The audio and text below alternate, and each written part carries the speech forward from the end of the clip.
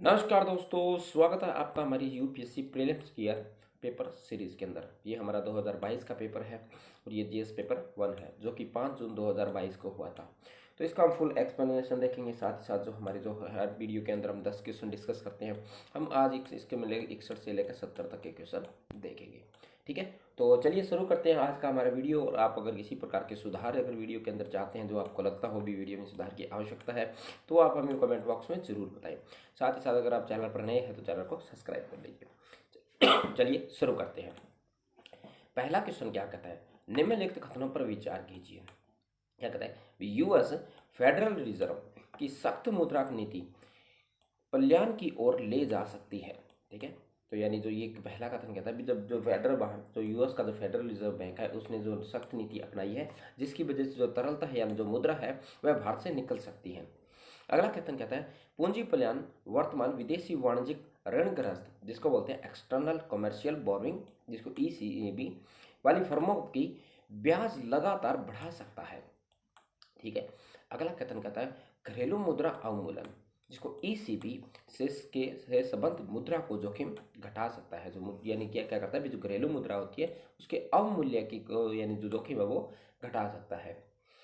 तो पूछा गया है सही कथन कौन सा है, तो इसका पहला और दूसरा कथन हमारा सही है, जबकि जो तीसरा कथन है वो गलत है। तो राइट आंसर होता है हमारा इसका ए होता है।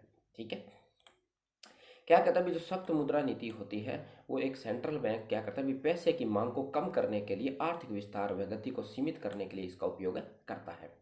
सख्त मुद्रास्फीति में अर्थव्यवस्था बहुत तेजी से बढ़ रही होती है और मुद्रास्फीति भी क्या होती है, बहुत तेज होती है। तो इसमें अर्थव्यवस्था है वो भी बहुत तेजी से बढ़ रही होती है, साथ ही साथ जो हमारी जो मुद्रास्फीति है वो भी काफ़ी उच्च दर पर होती है। और जो आमतौर पर केंद्रीय बैंक क्या करते हैं, ब्याज दरों में वृद्धि कर इस प्रकार का निर्णय लेते हैं। जो यूएस फेडरल रिजर्व बैंक है सख्त मुद्रा की नीति अपना रहा है। तो इससे क्या होगा भी, जैसे जैसे फेडरल रिजर्व बैंक है वो अगर अपनी ब्याज दरों को बढ़ा देता है, जिसकी वजह से क्या होता है, जो निवेशक होता है जो कि भारत में निवेश करना चाहता है, तो वो अब क्या करेगा, निवेश करने की बजाय जो यानी यूएस के जो फेडरल रिजर्व बैंक है उसमें पैसा जमा करवा देगा, जिसकी वजह से यह वहाँ पर उसको उसका ब्याज ज़्यादा मिल रहा होता है। तो इसकी वजह से वह क्या करता है, भी निवेश उसे लगता है भी जो जितना फ़ायदा मुझे निवेश में हो रहा है वही फ़ायदा मुझे किसमें, बैंक में पैसा जमा करने से हो रहा है। तो वह क्या करता है, भी निवेश में जोखिम लेने की बजाय अब एक प्रकार की जो हम कह सकते हैं भी एक सुरक्षित नीति को अपनाता है, और वह जो फेडरल रिजर्व बैंक के अंदर अपने जो पैसे है वो उसके अंदर जमा करवा देता है। और इसके कारण क्या होता है, हमारा जो निवेश क्या होता है, प्रभावित होता है। ठीक है, तो पहले इसके सारे के अंदर यही ये बात कही गई है। दूसरा है भी पूंजी प्रवाह के अचानक रुक जाने से जैसे जो यानी जो भारत जैसी जो उभरती हुई अर्थव्यवस्था है उसका जो मूल्य है ह्रास होता है। ठीक है, तो इससे क्या होगा, भारत की जो मुद्रा है उस पर भी नकारात्मक प्रभाव पड़ेगा। और जब जो विदेशी निवेशक होता है वो ईएमई के इक्विटी बॉन्ड व अन्य वित्तीय संपत्तियों में निवेश करते हैं, तो वे वित्तीय रिटर्न अमेरिका डॉलर की तुलना में देखते हैं। तो वे क्या करते हैं, अभी जब जब भी कोई निवेश करता है तो वो ये देखता है भी जो भारतीय जो अमेरिका का जो डॉलर है उसकी तुलना में भारत में निवेश करना कितना मेरे लिए आसान होगा या कितना मेरे लिए फ़ायदेमंद होगा। तो वह तुलनात्मक अध्ययन करता है।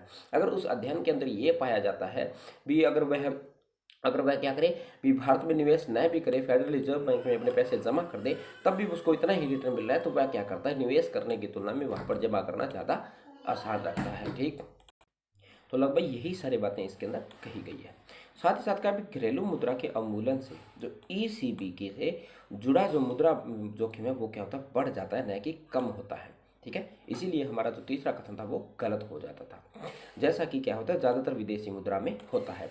उदाहरण के लिए यदि ईसीबी के माध्यम से ऋण लेते समय $1 75 के बराबर था और भविष्य में घरेलू मुद्रा का क्या हो, अवमूलन और ह्रास हो रहा हो, तो ऐसी स्थिति में क्या होगा कि $1 अपने डॉलर के यानी जो अपने मूल्य में क्या हो जाएगा, परिवर्तन होगा और बदलने से मुद्रा का जोखिम क्या होता है, बढ़ जाएगा। ठीक है, तो अगर कोई मूल्य जो मुद्रा होती है वो स्थिर नहीं होती है, तो उसकी वजह से क्या होता है, हमारा जो हमारा हम बोलते हैं जिसको ईसीजी बोलते हैं, सॉरी ईसीबी, तो उसमें क्या होता है, परिवर्तन हो जाता है। तो उनको ये डर रहता है भी आज जो $75 का जो डॉलर है वो कल को होकर के $60 का ना हो जाए। ठीक है, तो उनको ये क्या ना हो जाए, नुकसान ना हो जाए, तो इसलिए ये भी क्या रहता है, कहीं कहीं इसमें जोखिम रहता है। ठीक है, तो राइट आंसर हुआ मेरा हमारा इसका सी। चलिए नेक्स्ट क्वेश्चन पे। अगला क्वेश्चन क्या कहता है, निम्नलिखित राज्यों पर विचार कीजिए। एक हमारा आंध्र प्रदेश, केरल, हिमाचल प्रदेश, त्रिपुरा। तो पूछा गया आमतौर पर जो चाय की जो उत्पादक किस राज्य के में होता है, जो उत्पादक राज्य है, ये कहाँ पर होता है। तो ये सारे के सारे राज्य हैं जहाँ पर कहीं कहीं क्या होता है, हमारे जो चाय का जो अच्छा खासा उत्पादन होता है। ठीक है, तो राइट आंसर हो गया हमारा इसका सी, यानी है कहाँ तीनों के तीनों हमारे सही है। ठीक है, तो राइट आंसर होता है हमारा इसका, यानी केवल 3 राज्य है इसमें से है जहाँ पर होता है। जैसे तो एक राज्य है वहाँ पर यानी चाय एक राज्य नहीं होता है। ठीक है, तो राइट आंसर हो गया सी। क्या कहता है हमारा एक्सप्लेनेशन, वर्तमान समय में क्या होता है, चाय उत्पादन राज्य कौन कौन से, असम, पश्चिम बंगाल, त्रिपुरा, तमिलनाडु और केरल, कर्नाटक में होता है। हिमाचल प्रदेश और उत्तराखंड में जो पारंपरिक जो उगाने वाली चाय है, ठीक है, तो हालांकि वो कुछ हद तक होती है जबकि उत्पादक नहीं करते हैं। तो हिमाचल प्रदेश हमारा इसका क्या हो जाता है, गलत है, आंसर हो जाता है। ठीक है, हिमाचल प्रदेश में मंडी और कांगड़ा जिले में लगभग 2600 हेक्टेयर क्षेत्र में चाय उगाई जाती है जबकि उत्पादन नहीं होता। जिसमें कांगड़ा जैसे जो जिसे क्या जो कांगड़ा है, जिसे क्या कहते हैं, जो देवताओं की घाटी के रूप में भी जाना जाता है, में अपनी विशिष्ट स्वाद चाय के लिए प्रसिद्ध है। त्रिपुरा को में लगभग कितनी, जो लगभग 54 चाय बागानों और क्या 81 चाय प्रसंस्करण कारखाने हैं और लगभग 2500 से अधिक छोटे छोटे चाय के उत्पादक के साथ पारंपरिक चाय उगाने वाले राज्यों में से वर्गीकृत है। ठीक है, तो कहीं न कहीं राइट आंसर होता है हमारा इसका सी होता है। ठीक है, चलिए नेक्स्ट क्वेश्चन पे। अगला क्वेश्चन क्या कहता है, अगला हमारा इकोनॉमी से समझते हैं। क्या कहता है, निम्नलिखित कथनों पर विचार कीजिए। भारत में साख क्षमता निर्धारण एजेंसी, जिसको बोलते हैं क्रेडिट रेटिंग एजेंसीज, भारतीय रिजर्व बैंक द्वारा विनियमित की जाती है, यानी जो इसका कंट्रोल है वो भारतीय रिजर्व बैंक के पास है। अगला कहता है, जो ICRA नाम से जाने जाने वाली जो क्षमता निर्धारण एजेंसी यानी जो क्रेडिट रेटिंग एजेंसी होती है, एक पब्लिक लिमिटेड कंपनी है। इसके बाद में अगला कथन कहता है, जो ब्रिकवर्क जो रेटिंग है एक भारतीय साख निर्माता कंपनी एजेंसी है। जो ब्रिकवेट है वो क्या है, एक हमारी क्या कह सकते हैं, वो भारतीय एक प्रकार से जो क्रेडिट रेटिंग एजेंसी है। तो पूछा गया कौन सा कथन इसका सही है, तो इसका जो पहला कथन है वो गलत हो जाएगा, क्योंकि जो इसका विनियमन होता है वो कौन करती है, यानी इसका जो रेगुलेटर जो चलता है वो सेबी के द्वारा किया जाता है। किसके द्वारा, हमारी जो सेबी होती है उसके द्वारा किया जाता है, न कि भारतीय रिजर्व बैंक के द्वारा। बाकी ये जो दोनों कथन है वो क्या है, सही है। तो पूछा गया हमसे सही कथन पूछा गया, तो राइट आंसर हो गया हमारा इसका बी। ठीक, तो क्या कहता है, भारत में क्रेडिट रेटिंग एजेंसियों को कौन नियंत्रित करती है, सेबी द्वारा नियंत्रित किया जाता है। सेबी क्रेडिट रेटिंग एजेंसियों अधिनियम 1999 क्रेडिट रेटिंग एजेंसियों का नियंत्रित व क्रेडिट रेटिंग एजेंसियों का पंजीकरण करना, रेटिंग की निगरानी करना, उनकी समीक्षा करना, उचित रेटिंग प्रक्रिया के लिए आवश्यक जो उसके जो मापदंड है उनके बारे में जान करना, हितों के टकराव से बचाव करना और रेटिंग एजेंसियों के निरीक्षण के लिए पात्रता और मापदंड प्रदान करना। ठीक है, तो ये सारे के सारे इसके क्या है, कार्य हैं।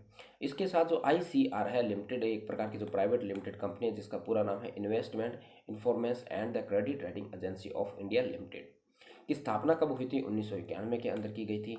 और इसका प्रमुख क्या है, वित्तीय निवेश साधनों और वाणिज्यिक बैंकों और वित्तीय सेवा कंपनियों द्वारा एक स्वतंत्र और पेशेवर निवेश सूचना और क्रेडिट रेटिंग एजेंसी के रूप में की गई थी। तो इसका किसके लिए, जो हमारे जो वाणिज्यिक बैंक थे, उसके अलावा जो निवेश संस्थाएं थी या वित्तीय सेवा देने वाली जो कंपनी थी, उनकी रेटिंग को निर्धारित करना इसका काम रखा गया था।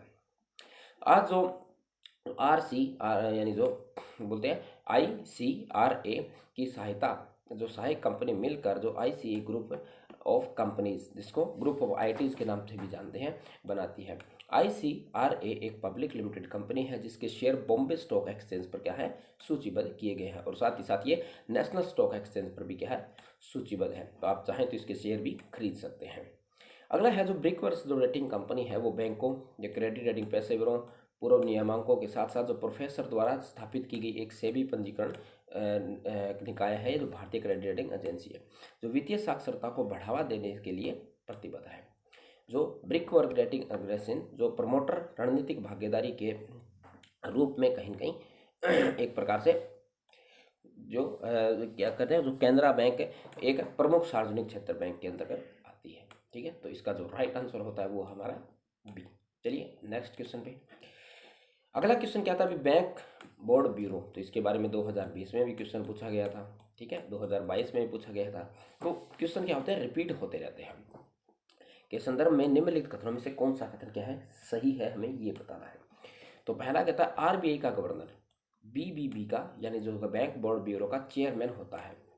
अगला कहता है जो बैंक बोर्ड ब्यूरो सार्वजनिक क्षेत्र के बैंकों के अध्यक्षों के चयन के लिए यानी संतुष्टि करता है। अगला कहता है सार्वजनिक क्षेत्र के बैंकों को कार्यनीति और पूंजीवर्धन योजनाओं को विकसित करने में क्या है मदद मिलती है। तो पूछा गया है हमसे कौन सा कथन सही है। तो इसका हमारे पहला और कथन हमारा जो गलत है, बाकी दोनों के दोनों कथन हमारे क्या है सही है। तो राइट आंसर होता है हमारा इसका बी होता है। ठीक है, तो इसमें जो इसका जो चेयरमैन आरबीआई का गवर्नर नहीं होता है। क्या कहता है केंद्र सरकार ने 23 मार्च 2016 को बैंक बोर्ड ब्यूरो इसकी बैंक बोर्ड ब्यूरो की संरचना और कार्यों के लिए कानूनी ढांचा करते हुए इसको राष्ट्रीयकृत बैंक प्रबंधन व विधिक प्रावधान अधिनियम 1980 द्वारा संशोधित करके इसको बनाया गया था। ब्यूरो ने अनुशासनात्मक निकाय के रूप में 1 अप्रैल 2016 से एक बोर्ड में अध्यक्ष और 3 पदें अपना जो कार्य था वह शुरू किया था। कब? 1 अप्रैल 2016 से। बोर्ड में एक अध्यक्ष होता है और 3 जो पदें इसके सदस्य होते हैं, अर्थात जो सार्वजनिक उद्यम विभाग के सचिव और वित्तीय सेवा विभाग के सचिव और भारतीय रिजर्व बैंक के उप गवर्नर और 3 अन्य विशेषज्ञ इसके अंदर शामिल होते हैं। तो भारतीय रिजर्व बैंक के जो गवर्नर होते हैं वो इसके अध्यक्ष नहीं होते हैं। बैंक बोर्ड जो ब्यूरो है को सार्वजनिक क्षेत्र के बैंकों, बीमा कंपनियों जैसे सार्वजनिक क्षेत्र की विभिन्न वित्तीय संस्थाओं के लिए बोर्ड सदस्यों के जो चेयरमैन होते हैं चयन और नियुक्ति के लिए महत्वपूर्ण कार्य उनको दिया गया था। तो इसका महत्वपूर्ण क्या रह गया है, वो जो बड़े बड़े जो सार्वजनिक बैंक हैं या फिर जो वित्तीय संस्थाएं हैं उनके जो यानी अध्यक्ष है या उनके जो महत्वपूर्ण जो पद हैं उनकी नियुक्ति करने के लिए इसको कहा गया था। साथ ही इसको जो अन्य कार्य भी दिए गए थे कि जो अनिवार्य संस्थाओं में निवेशकों की नियुक्ति व पुष्टि या कार्यकाल या विस्तार व सेवाओं को समाप्ति से संबंधित मामलों पर केंद्र सरकार को सलाह देनी थी। उसके अलावा निर्देशन मंडल और वरिष्ठ प्रबंधन स्तर पर अनिवार्य संस्थाओं की वांछनीय प्रबंधन संरचना के लिए भी केंद्र सरकार को सलाह देनी थी। तो ये जो कुछ मुद्दे हैं या जो कुछ बातें हैं जिस पर इनको केंद्र सरकार को क्या देनी थी, सलाह देनी थी। हम ये भी कह सकते हैं जो इसकी जो प्रवृत्ति है वो एक सलाहकार प्रवृत्ति की है, जबकि ये किसी का पर कहनीय बाध्यकारी नहीं है। ठीक है, चलिए नेक्स्ट क्वेश्चन पे। अगला क्वेश्चन क्या कहता है, परिवर्तन बोर्ड के संदर्भ में निम्नलिखित कथनों पर विचार कीजिए। क्योंकि बॉन्ड को इक्विटी के लिए बदलने का विकल्प है तो परिवर्तन बॉन्ड अपेक्षाकृत एक कम ब्याज दर का अनुमान भुगतान करते हैं। अगला कहता है इक्विटी के लिए बदलने का विकल्प बॉन्ड धारक को बढ़ती हुई उपभोक्ता कीमत से क्या करता है, संलग्नता या जिसको बोलते हैं इंटरसेक्शन की मात्रा को प्रदान करता है। तो इसमें भी पूछा गया हमसे कौन सा कथन सही है। तो पहला कथन ये कहता है भी जैसे कि अभी बॉन्ड होते हैं उसको पता यानी परिवर्तित किया जा सकता है। जैसे बॉन्ड होता है उसको पूर्णकालीन हो सकता है, अंशकालीन हो सकता है, या फिर ये भी कह सकते हैं जो एक प्रकार का होता है भी जिसको अर्ध बॉन्ड होते हैं उसमें आप पैसे में भी कर सकते हैं, उसको बॉन्ड में भी रख सकते हैं। तो इस प्रकार का परिवर्तित इसके अंदर होता रहता है। तो हमसे पूछा गया कौन सा कथन इसका सही है। तो इसका जो दोनों के दोनों कथन हमारे सही हैं, तो राइट आंसर होता है इसका सी होता है। ठीक है, तो क्या भी एक परिवर्तन बॉन्ड एक निश्चित आय वाली कॉर्पोरेट ऋण धारक सुरक्षा है। तो ये क्या होता है, परिवर्तन यानी बॉन्ड होते हैं जो कि कहीं कहीं जो कॉर्पोरेट जो यानी जो कंपनियां होती हैं उसके लिए क्या है, ये कहीं कहीं सुरक्षा होते हैं, क्योंकि ये जो यानी समय के साथ परिवर्तन होते रहते हैं। बॉन्ड भुगतान क्या करता है, देती है, लेकिन इससे सामान्य स्टॉक या इक्विटी शेयरों पर पूर्व निर्धारित संख्या में परिवर्तन किया जाता है। ठीक है, तो इसके शेयर के आधार पर इसमें परिवर्तन किया जाता है। यह निवेशकों को एक प्रकार की सुरक्षा प्रदान कराता है, जिसमें एक बॉन्ड की विशेषता होती है जैसे कि ब्याज भुगतान, जबकि अंतर्निहित स्टॉक के मालिक में होने का भी इसके अंदर विकल्प होता है। परिवर्तन बॉन्ड जारी करने से कंपनी पर नकारात्मक निवेशक भावना यानी कम करने में मदद मिलती है। तो इसमें क्या होता है भी जिस प्रकार से अगर क्या होगी भी कंपनी अगर मुनाफे के अंदर जाती है तो शेयर होते हैं उसकी जो क्या कहते हैं जो हमारी शाख है वो बढ़ती हुई जाती है और शेयरों के अंदर यानी फ़ायदा होता रहता है। तो इसके कारण जो कंपनी है वो ज़्यादा से ज़्यादा क्या करेगी, लाभ कमाने के बात करेगी, जो इक्विटी जारी करने के में मददगार साबित हो सकती है। इसके अलावा परिवर्तनीय बॉन्ड जारी करने से निवेशकों को डिफॉल्टर की स्थिति से कुछ सुरक्षा भी प्रदान की जाती है। ठीक है, तो जो निवेशक होते हैं वो डिफॉल्टर ना हो, यानी कहीं कहीं उनके पास उस कंपनी के शेयर हैं तो ये भी उसके लिए थोड़ी सी मदद होती है। वो ये खुद सोचते हैं भी हम क्या है इस कंपनी के थोड़े मालिक हैं। ठीक ठीक है। तो डिफ़ॉल्टर की जो यानी जो कंपनी है वो डूबने की जो स्थिति है वो थोड़ी कम हो जाती है।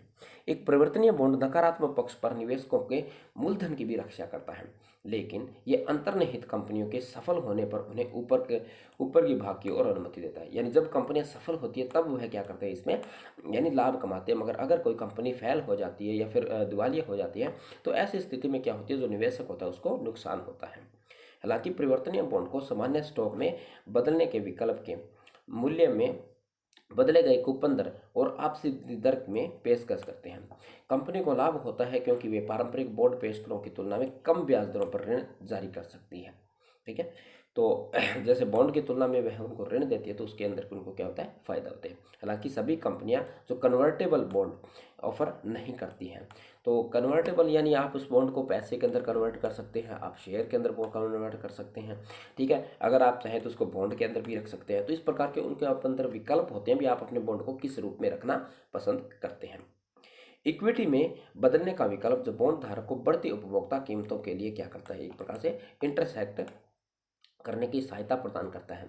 जैसा कि इक्विटी जो इंटरसेक्शन एक सुनिश्चित करता है कि समय की अवधि की कीमत को मुद्रास्फीति के साथ समायोजित किया जाएगा। यानी ये इस बात को कहता है भी जैसे जैसे मुद्रास्फीति बढ़ती है या कम होती है उसके अनुसार आपकी जो बॉन्ड की जो कीमत है उसमें भी क्या होता है, उतार चढ़ाव होता रहता है। ठीक है।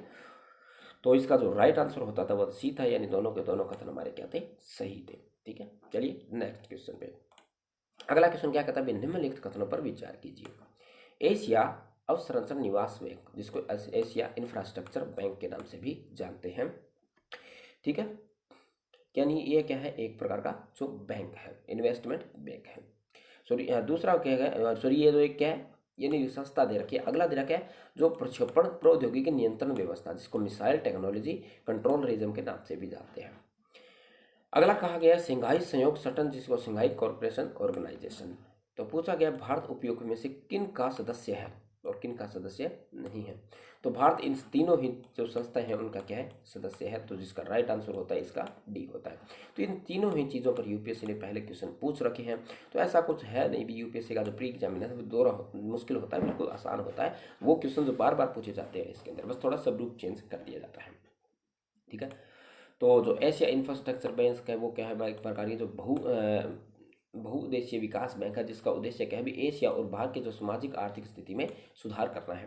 और इसका मुख्यालय कहाँ पर, बीजिंग में स्थित है। और इसकी स्थापना कब की थी, जनवरी 2016 में इसका परिचालन हुआ था। भारत चीन के बाद दूसरा सबसे बड़ा क्या है, इसके अंदर जो मतदान वह शेयर धारक है। ठीक है। और इसका संस्थापक सदस्य तो भारत इसका दूसरा है। तो पहले यूपीएससी ने यह पूछा गया तो भारत सबसे पहला है, तो ये बात गलत थी। ठीक है। मिसाइल प्रौद्योगिकी नियंत्रण व्यवस्था राज्यों के बीच में एक औपचारिक राजनीतिक पहल है। तो ये इससे क्या होता है भी जो दो देश होते हैं उनके मध्य में क्या होता है, जो मिसाइल टेक्नोलॉजी होती है उसका आदान प्रदान करने की बात कही जाती है। ठीक है। और कहीं कहीं जो इस जो टेक्नोलॉजी है उसका प्रसार और उसकी जो सीमित यानी मिसाइल जो टेक्नोलॉजी है उसको सीमित किया जा सके, सिर्फ इसको मानव कल्याण के लिए यूज किया जाए, तो उसको भी ये क्या करती है, कंट्रोल करती है। इसका जो गठन था 1987 के अंदर किया गया था। और भारत 2018 से मिसाइल प्रौद्योगिकी नियंत्रण व्यवस्था, जिसको MTCR का एक अधिकारी सदस्य बन गया है। जो सिंघाई सहयोग संगठन है, जिसको 2001 के अंदर स्थापित किया गया था, एक अंतर महाद्वीपीय राजनीतिक आर्थिक सुरक्षा और सैन्य गठबंधन है।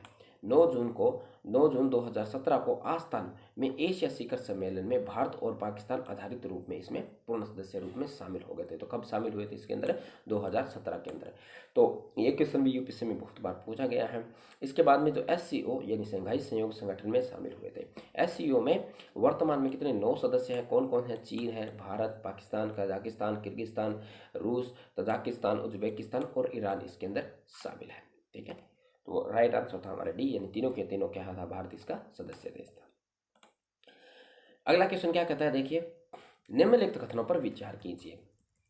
पहला कथन कहता है भी हाल ही के वर्षों में वियतनाम विश्व में तेजी से बढ़ती हुई अर्थव्यवस्थाओं में से एक है।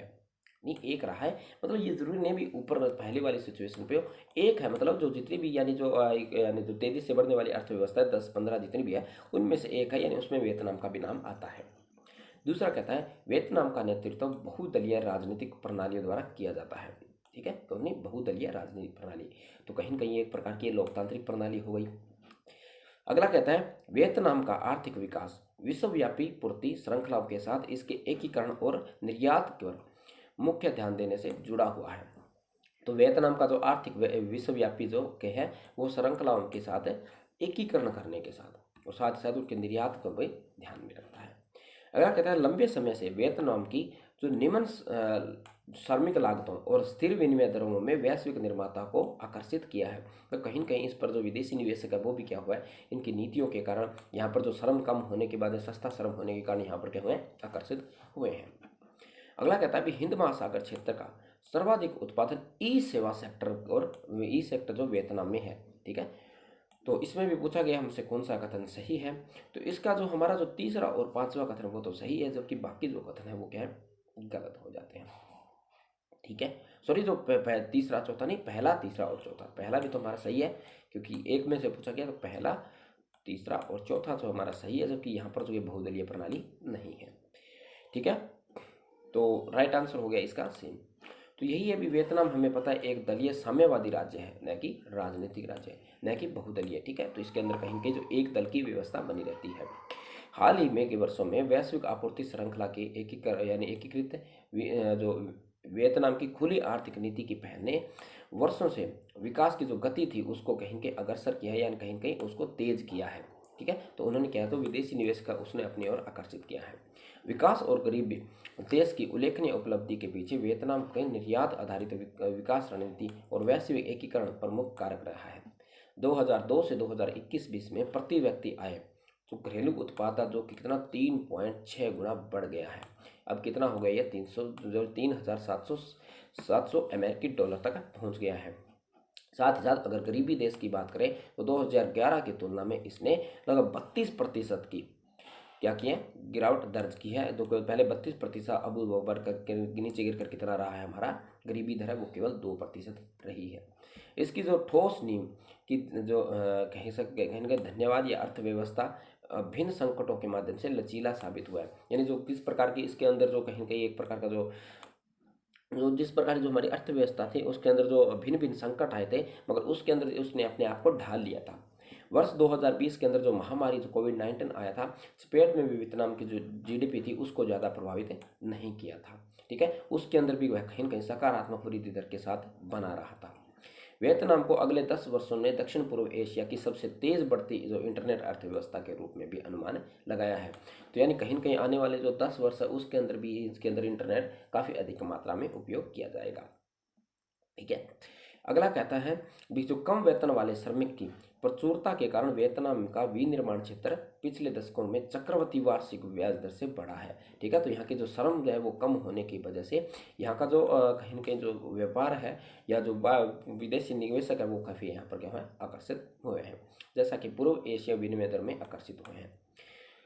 ठीक है, तो यही सारी की सारी बात कही गई। भी एशियन विकास बैंक रिपोर्ट के अनुसार वियतनाम में डिजिटल वित्तीय सेवाएं सहित जो ई सेवाएं बहुत ही आरंभिक अवस्था में है। आरंभिक यानी बहुत ही अभी शुरुआती अवस्था में है, तो अभी इसके अंदर उतना विकास नहीं हुआ है। वियतनाम फिनटेक कंपनियों में लगभग 2021 के पहले 9 महीनों में कुल 375 मिलियन अमेरिकी डॉलर जुटाए, जिससे देश आसानी से फिनटेक निवेशकों में सिंगापुर इंडोनेशिया बाद तक के तीसरे स्थान पर रहा है। ठीक है, साथ साथ जो ई कॉमर्स उत्पादन जो फिलीपींस है, सिंगापुर और इंडोनेशिया देश है वो सबसे आगे है, जबकि जो वियतनाम है वो कितने तीसरे स्थान पर है। तो इसका जो राइट आंसर होता तो वो हमारा सी, यानी जो पहला तीसरा और चौथा कथन सही था। ठीक है, चलिए नेक्स्ट क्वेश्चन पे।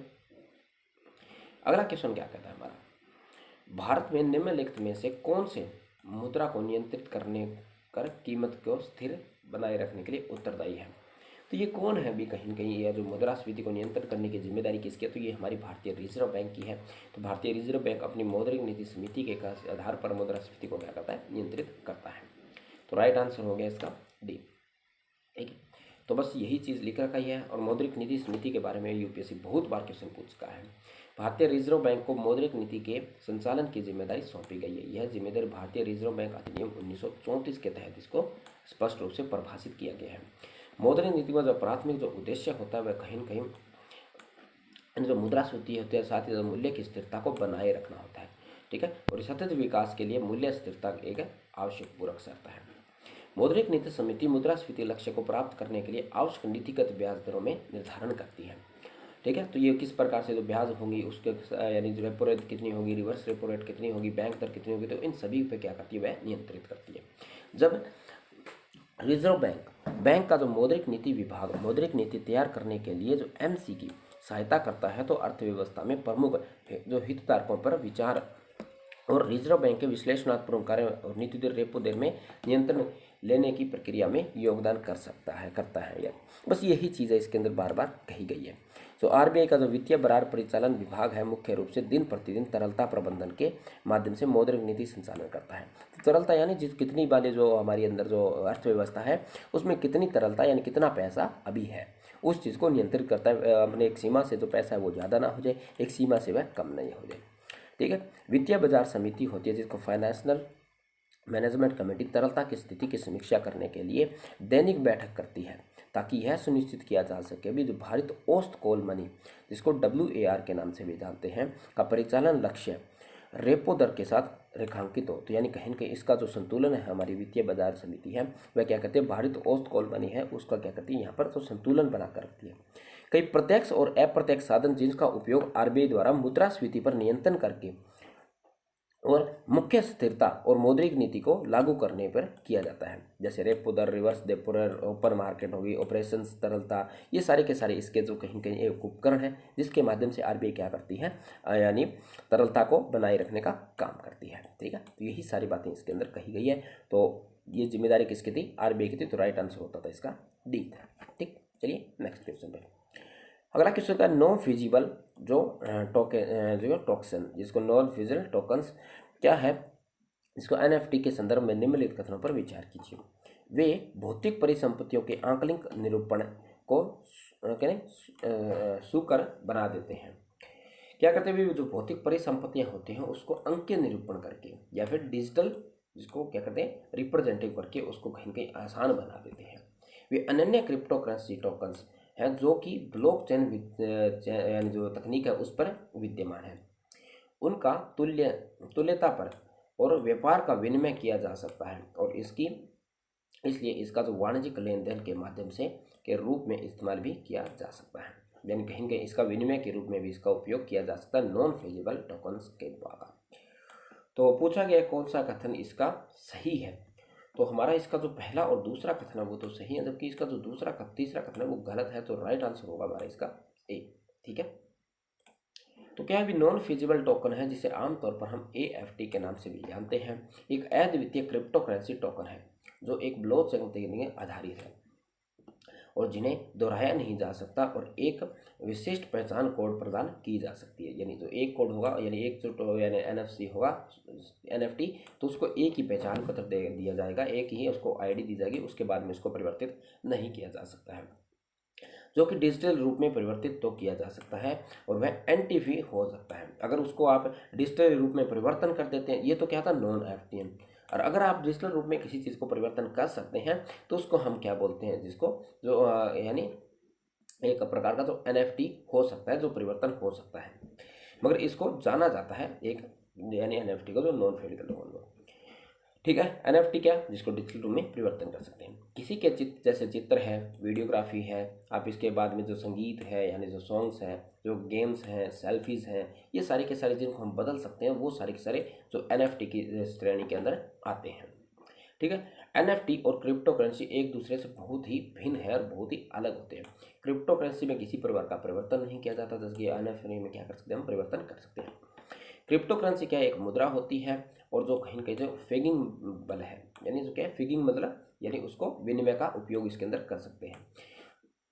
ठीक है। फिगबल मतलब जिसको फिजिबल बोलते हैं, फिजिबल है इसको मतलब इसका विनिमय के रूप में उपयोग किया जा सकता है। उदाहरण के लिए यदि आप क्रिप्टो टोकन धारक हैं तो आप कहीं कहीं इथेरियम कहते हैं, इथेरियम मतलब एथेरियम के नाम से जाने जाते हैं। आप क्रिप्टो करेंसी दे करके आप किसी प्रकार की जो चीज़ है उसको ले सकते हैं।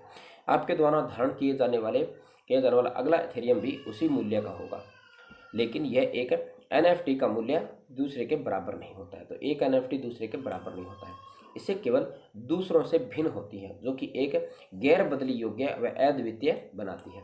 इस प्रकार जो क्रिप्टो करेंसी के विपरीत उन्हें समतुल्य एवं व्यापार या विनिमय नहीं किया जा सकता और इसलिए वाणिज्यिक लेन देन के माध्यम के रूप में उपयोग नहीं किया जा सकता। तो राइट आंसर होता है हमारा इसका जो सी, हम सॉरी ए हमारा इसका जो राइट आंसर था। तो यही चीज़ था, जो क्रिप्टो करेंसी है उसको हम बदल नहीं सकते हैं, जो कि एनएफटी होगा उसको हम किसी भी रूप में परिवर्तित कर सकते हैं, तो वो एनएफटी की श्रेणी के अंदर आता है। और फिजिबल वो होता है जिसको हम विनिमय के रूप में उपयोग कर सकते हैं। ठीक है, तो राइट आंसर था हमारा इसका ए।